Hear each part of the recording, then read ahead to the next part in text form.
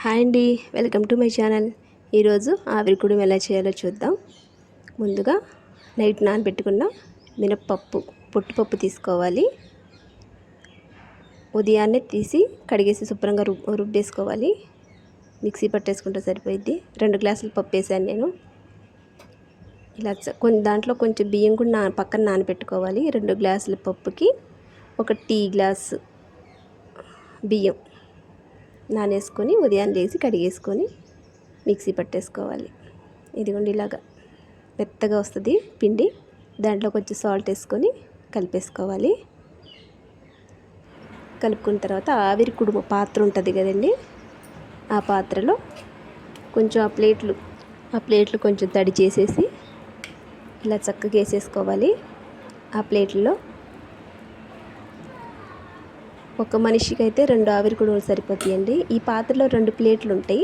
ఇదిగోండి, ఇది ఆవిరి కుడుము పాత్ర. దీంట్లో 2 ప్లేట్లు వస్తాయి. చక్కగా తినగలిగిన వాళ్ళైతే 2 తినేయచ్చు చక్కగా. దీని కాంబినేషన్ మామూలు చట్నీనే. ఒక ప్లేట్ పెట్టేశాను కదండి, ఇంకో ప్లేట్ కూడా అది అలా పెట్టేసుకోవాలి. ఆ హోల్ నుంచి పిండి ఏం జారదండి. పిండి కొంచెం గట్టిగా మరీ దోశ పిండిలా కాకుండా మన గారెల పిండిలా పట్టుకోవాలి. చక్కగా నీట్గా ఇలా వేసేసుకోవాలి. ఆవిరి కుడుము చాలా బలం అండి నడుముకి. ఈ ఆవిరి కుడుము చాలా బలము. అయితే మినప గుళ్ళు తీసుకోకూడదు, పొట్టుపప్పే తీసుకోవాలి. పొట్టుపప్పులో జిగురు బాగుంటుంది, అదైతేనే మనకి బాగుంటుంది ఆవిరి కుడుము. ఇంక పెట్టేసుకోవాలండి, సిమ్లో పెట్టేసుకోవాలి. సిమ్లో పెడితే చక్కగా ఉడికిద్ది.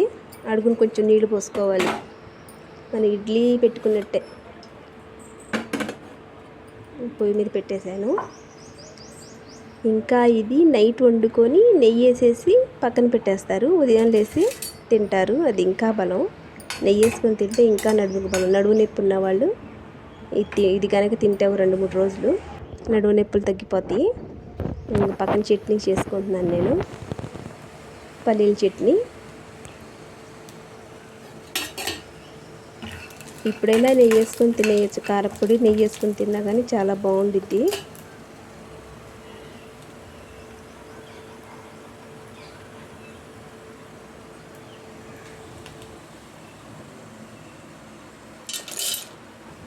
చట్నీ కోసం పల్లీలు అయితే వేగిపోయినాయి.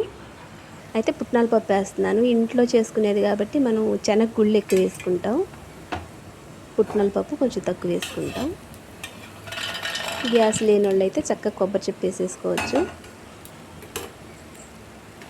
గ్యాస్ ఉంటే మాత్రం కొంచెం కొబ్బరి అవాయిడ్ చేయడం మంచిది. తర్వాత ఇదిగోండి పక్కన టీ పెట్టుకున్నాను నేను. మార్నింగే టీ తాగుతాను, బ్రష్ చేసేసిన వెంటనే టీ తాగుతాను. ఇదిగోండి ఇక్కడ చూద్దాము ఆవిరి కూడా ఎలా ఉడుకుతుందో.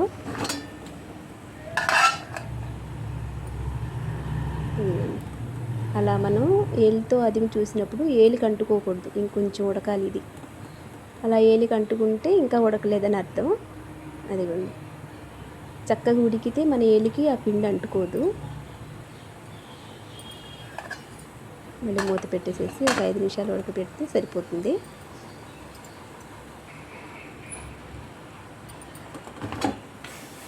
అయిపోయిందండి 5 నిమిషాలు. ఇప్పుడు చూద్దాం ఉడికిందో లేదో. అదిగోండి ఇప్పుడు అంటుకోలేదు వేలికి, చక్కగా ఉడికిపోయింది. పొయ్యి కట్టేసుకోవడమే. వారానికి ఒక్కసారైనా ఆవిరి కుడుము తింటే చాలా మంచిది. ఇదిగోండి 2 ఆవిరి కుడుములు ఒక మనిషికి అయితే చక్కగా సరిపోతాయి. మార్నింగే బ్రేక్ఫాస్ట్ చేస్తే చాలా బాగుంటుంది. వారానికి ఒకసారి.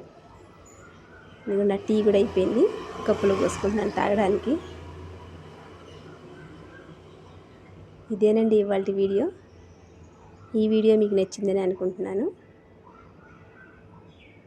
మరో మంచి వీడియోతో మళ్ళీ కలుసుకుందాం.